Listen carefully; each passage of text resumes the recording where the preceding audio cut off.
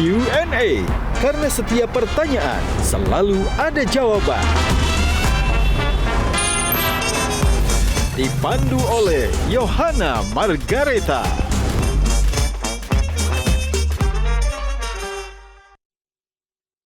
Dipersembahkan oleh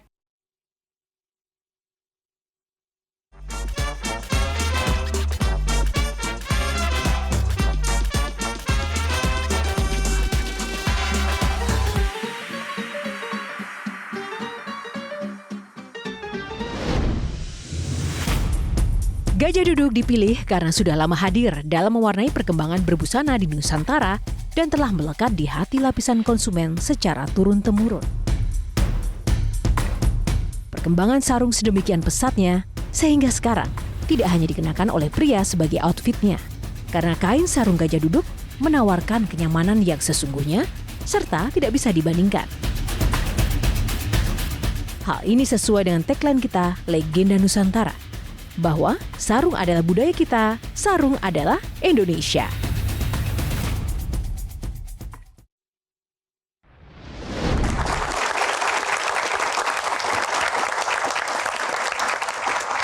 Halo pemirsa, apa kabar? Jumpa lagi bersama saya Yohana Margareta dalam program eksklusif Metro TV Q&A. Karena setiap pertanyaan selalu ada jawaban. Selain panelis dan juga audiens yang luar biasa, bintang tamu kita kali ini tak kalah spesial pemirsa. Berasal dari keluarga yang sederhana, tak serta-merta membuat sosok ini menyerah terhadap hidup. Ia benar-benar mengawali karir dari titik nol dan kini telah menjadi seorang pengusaha sukses. Pria yang besar di tanah Fak-Fak Papua ini pernah menjalani berbagai profesi untuk bertahan hidup sebelum menjadi sukses seperti sekarang ini. Mulai dari tukang kue semasa kecil, seorang kondektur, hingga menjadi sopir angkot pun ia jalani. Namun dengan kerja keras yang dijalaninya semasa hidup, pria kelahiran Banda Maluku ini kemudian bisa sukses hingga menjadi seorang tokoh yang memegang suatu jabatan publik signifikan dalam pemerintahan. Langsung saja kita akan berikan dan sambut dengan luar biasa narasumber inspiratif kita, Bapak Bahlil Lahadalia. Tepuk tangan untuk Pak Bahlil. Pak Bahlil, apa kabar? Baik Mbak, Assalamualaikum. Waalaikumsalam. Pak Bahlil, bagaimana menghadapi minggu-minggu yang sangat menegangkan penuh dengan isu tentang pertambangan, investasi? Gimana Pak di balik layar? Ya santai aja. Serius? Serius. Tantangan terbesar seorang Bahlil itu apa sih? Bagi saya tantangan itu adalah bagian yang tidak terpisahkan dari hidup. Karena dalam pemikiran saya sejak orang lahir itu ketika dia nangis, dia sudah tahu masuk ke dunia ini pasti banyak masalah, tantangan, justru tugas kita lah bagaimana menyelesaikan masalah itu dengan baik. Yang penting satu aja, tujuan kita baik untuk rakyat, bangsa dan negara dan untuk kebaikan kepada semua orang. Tepuk tangan untuk Pak Bahlil. Pak Bahlil, Q&A kali ini tidak biasa. Untuk menjawab pertanyaan nanti Bapak harus memilih 9 box. Di masing-masing box akan ada topik dan juga jawabannya yang akan nanti kita ulas bersama dengan rekan-rekan panelis. Siap ya Pak? Siap. Siap. Lebih mendegangkan menjawab pertanyaan para panelis atau mempersiapkan IKN untuk 17-an nanti Pak? Saya lebih tegang berharap bersama panelis. Jadi ini kursi panas bagi saya. Kursi panas. Kalau IKN itu kan ada masalah, saya mendesain penyelesaian masalahnya bersama dengan menteri-menteri lain seperti Menteri PUPR. Tapi kalau saya di sini kan harus menjawab pertanyaan panelis yang saya sendiri tidak mengerti pertanyaannya apa. Jadi saya hari ini kursi panas hari ini. Oke, tepuk tangan. Semangat Pak. Baik, Pak Bahlil, untuk kesempatan pertama pilih box nomor berapa? Nomor 1. Oh, jangan Nomor Pak, Bapak kan masih nomor 2 kan? Pilihan Ini belum dilantik loh Pak. pilihan Nah, pilpres. ini belum dilantik Pak, Ya. belum dilantik loh. Pilihan pilpres tetap sampai kapanpun nomor 2. Oke. Kan belum sebagai, dilantik Pak. Tapi sebagai orang yang dari bawah selalu melakukan. Kita buka box nomor 1. Kita buka box nomor 1. Oke, box nomor 1 di baliknya adalah temanya sagu. Kenapa sagu? Karena kami mendengar dan juga mendapati suatu fakta bahwa Bapak kemana-mana suka membawa sagu ya Pak. Kenapa Pak? Ini kok jadi lucu pertanyaannya. Satu sagu. Saya memang betul kalau sagu itu ada makanan pokok ya, makanan pokok kami orang timur, baik itu dari Papua, dari Maluku. Dan saya itu sejak umur 40 hari udah dikasih makan sagu. Bahkan tidak hanya ke situ, saya waktu masih jadi ketua umum HIPMI, kunjungan kerja ke Eropa, ke luar negeri. Sagu adalah bagian yang tak terpisahkan dari hidup saya, jadi saya harus bawa sagu. Mendingan saya ketinggalan koper baju dari bawa koper sagu. Tepuk tangan. Kalau gitu, Bang Bahlil, apa gunanya ada Bahlil kalau orang Indonesia masih makan padi? Karena menurut yang saya dengar dari ahli pertanian, dulu kita tuh makan sagu.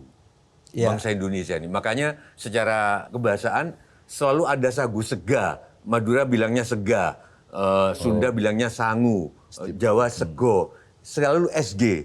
Orang Cirebon bilang sekitar SG. Nah terus padi datang dari India sekian abad sebelum Masehi, maka jadilah sawah. Sawah itu makan hutan.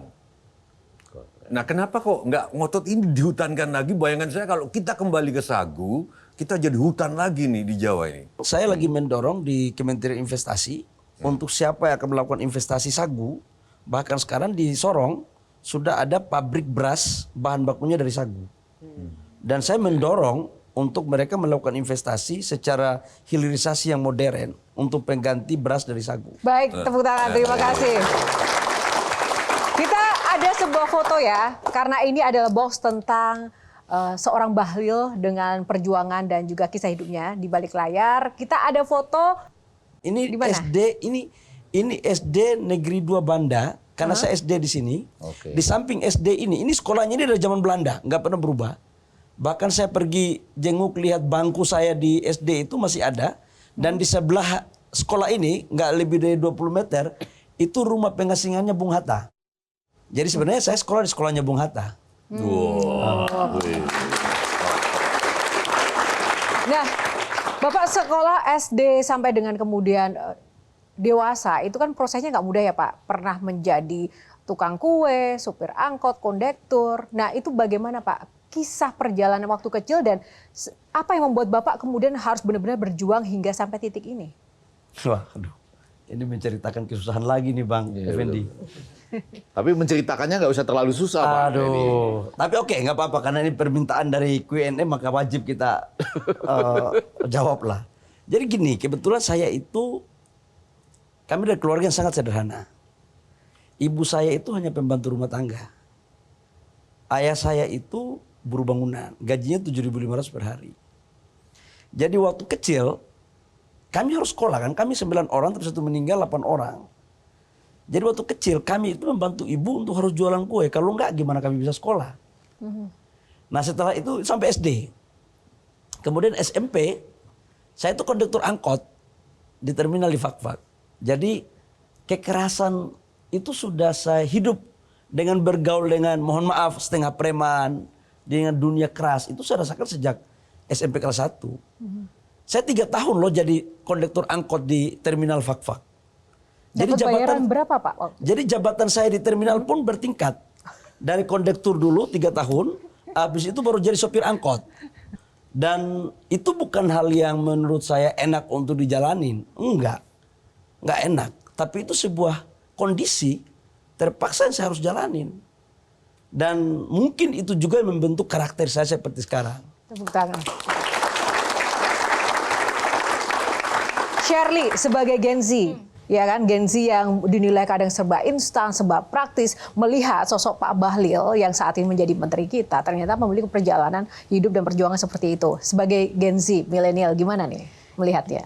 Ya justru pertanyaannya adalah momen yang paling terkesan di masa-masa berjuang saat itu apa Pak?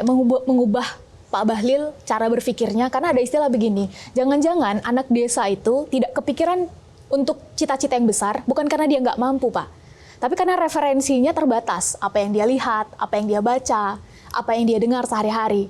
Nah saat itu siapa orang yang paling berpengaruh dalam hidup Pak Bahlil, sehingga Pak Bahlil punya semangat, spirit, cita-cita yang besar?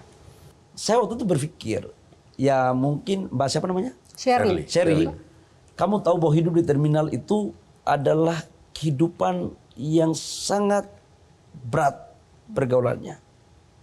Di usia saya, usia yang baru 12 tahun, sampai dengan 17-18 tahun, saya harus bergaul dengan 1001 macam model. Dengan, mohon maaf, pendidikan yang dibawa semua. Kebetulan ayah saya sama ibu saya itu menyampaikan bahwa untuk merubah hidup kalian, itu harus sekolah. Sekolah itu adalah instrumen utama dan sangat penting untuk merubah nasib. Saya nggak bisa begini terus. Oke. Saya putuskan berangkat kuliah. Gitu. Baik. Sebelum kita lanjut ke Mbak Virgi dan juga Bung Ege dari pengamat sosial dulu ini, melihat sosok seorang Pak Bahlil. Ya, titipan apa yang pernah hilang dan betul-betul bikin Pak Menteri down? Pernahkah? Titipan Tuhan, entah harta, entah sesuatu? Dalam bisnis ya. Oh. Dalam bisnis. Gimana baliknya lagi? Saya pernah bisnis dan dari bawah kan, terus sempat jatuh dan bangkitnya itu susah sekali. Dan di situ saya baru mengerti hakikat seorang pengusaha. Itu yang benar adalah pengusaha yang hebat itu bukan pengusaha yang di atas, terus naik ke atas terus. Tapi pengusaha yang hebat itulah dari bawah, dia naik ke atas, kemudian jatuh dan dia bangun lagi. Kalau saya melihatnya di situ. Jadi kalau sekarang melihat pengusaha yang, mohon maaf, makanya pengusaha itu dalam pandangan saya itu ada dua. Satu pengusaha by nasab, satu pengusaha by nasib. Hidup kamera. Oke. Baik. Penundaan pemilu, Pak Bahwa- Jokowi 3 periode, apakah itu untuk Mohon maaf, menaikkan saya akan banyak? jawab itu. Nah terkait dengan penundaan pemilu, saya waktu itu yang ngomong itu pertama. Jadi waktu itu saya diundang sebagai